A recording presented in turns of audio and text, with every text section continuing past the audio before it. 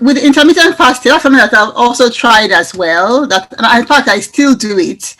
So there are different ones where you can 16, call it 16/8, where you abstain for food from 16 hours and then you eat within an 8-hour window. Or there are different variants of that. Some do say 18/6, 24. And for some people, they restrict their calories days a week, so they call it 5-2. So you restrict your calories for 2 days a week, and then you eat as normal for 5 days a week. What I found helpful is that because I'm eating within an 8-hour window, I still eat my breakfast, I still eat my lunch, I still eat my dinner in smaller portions, but that, excessive snacking. So for instance, if I stop eating at 6 o'clock and then, you're sitting in front of the TV or you're doing something, you're eating, snacking, at least you know that at that point in time, you've finished your meal for the day. So if you say between 10 a.m. and 6 p.m., you have your moderate breakfast, have a moderate lunch, and then it cuts out, or constantly wanting to eat and snack on different things. So that's what I found helpful for myself. Because I'm a person that likes to snack a lot. Wow, thank you so much for so intermittent fasting can help us with snacking because since you have a certain amount of time where you can eat. So are you saying that once your window is closed, no more food? What about water? No, I still drink water. And to be honest, there are times when I also, fall off the wagon, as it were. It's not as if I always stick to it, but, I give myself a break sometimes as well. Yeah. Okay. Because I watched your last presentation and you said something, I'm like, that is me. I like my food. I like my food. I love experimenting. I love trying new things. So talk about fasting. For me, fasting is church.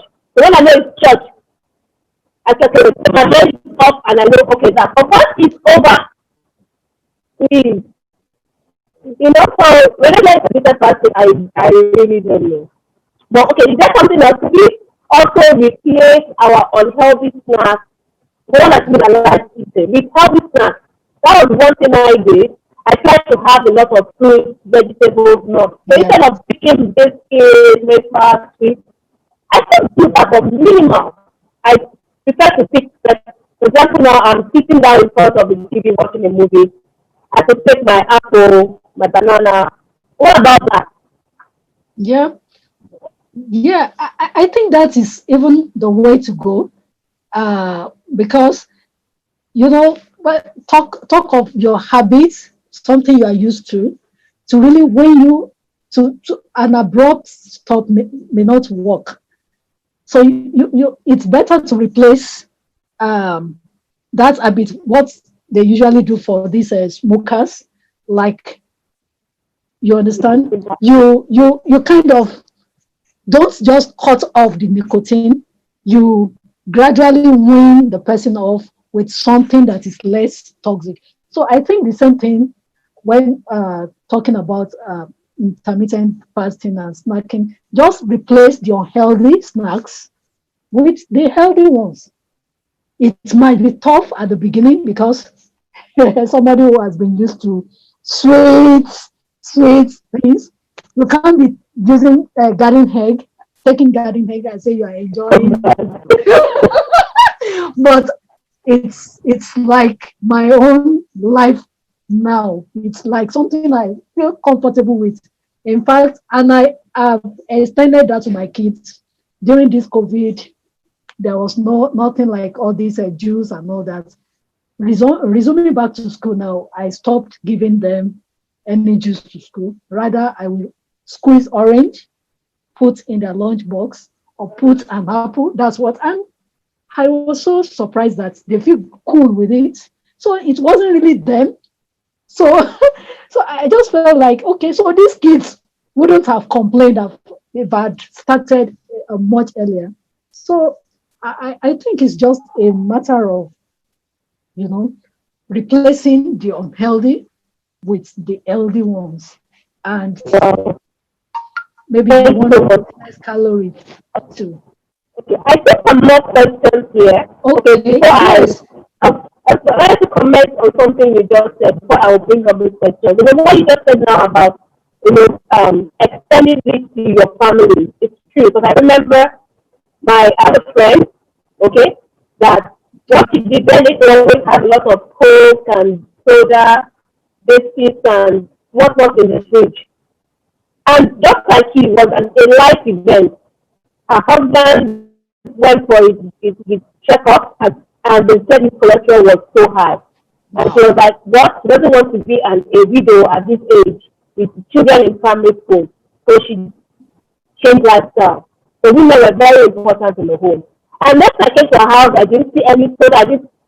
The fridge was full of fruit, Wow. apples, pears, everything. Just fill it up. She goes to the market and fill it up. When you're going to school, as they say. So I think it really does help making those changes and then explaining it to your family members. Thank you Yeah. for that. Okay, so there's a question. Someone said that you Okay. want to say something? No, I just want to respond to the question from Dr. Folashade Oloyede. Um, Yes, yeah, she asks about about ulcers. soya or soy. We call it soya in Nigeria, so permit me to call it soya.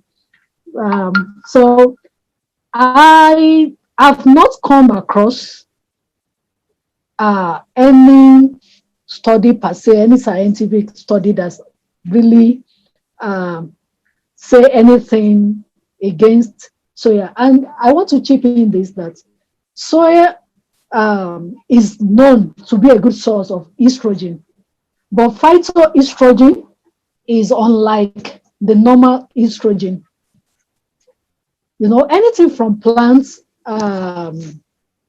you are not really expecting it to act like the synthetic hormone.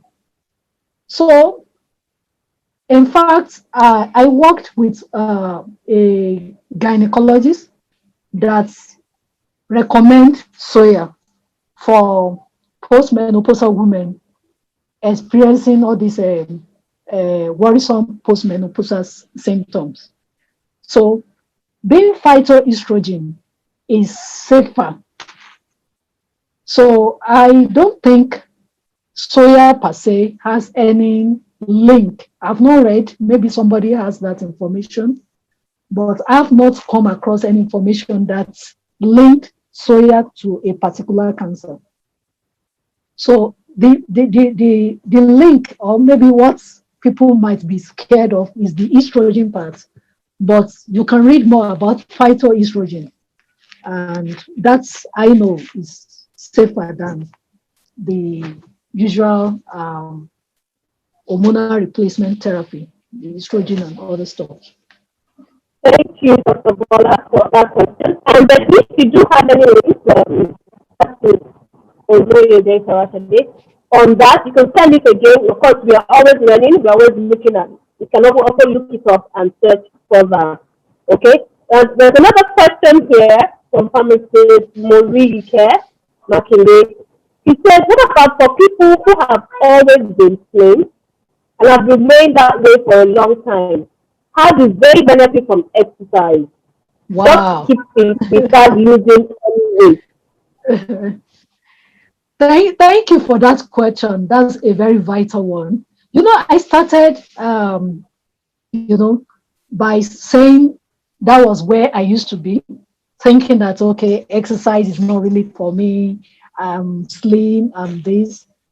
But that is a very erroneous belief because exercise, is if somebody is looking for what Yoruba people call bobo ishe, medicine, that is exercise. So it's not only for losing weight.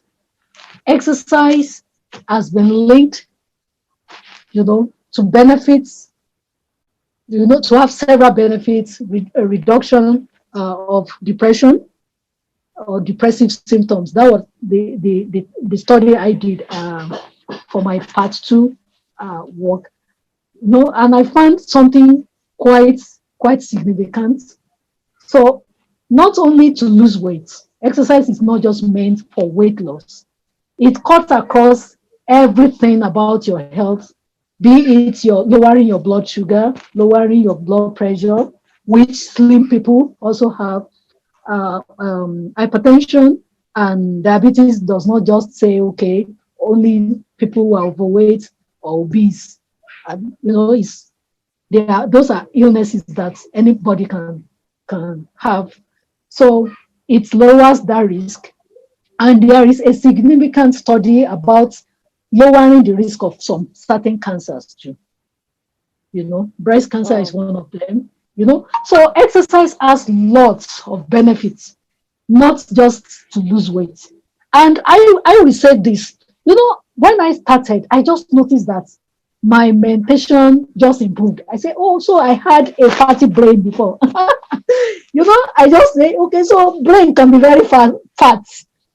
That was very slow thing to reason. I just see that sustaining exercise and all that helps me, to I'm not the type that likes talking like that, if you really know me. But I just see that, things started changing, and I will ascribe that to all those changes I made. Wow. So, Interesting. Let's share a before and after picture. Okay. So she's smiling. You can see Dr. Bola, this is you. yeah, Interesting. this Before is me. and now after. Well done. Okay. All right. That's good.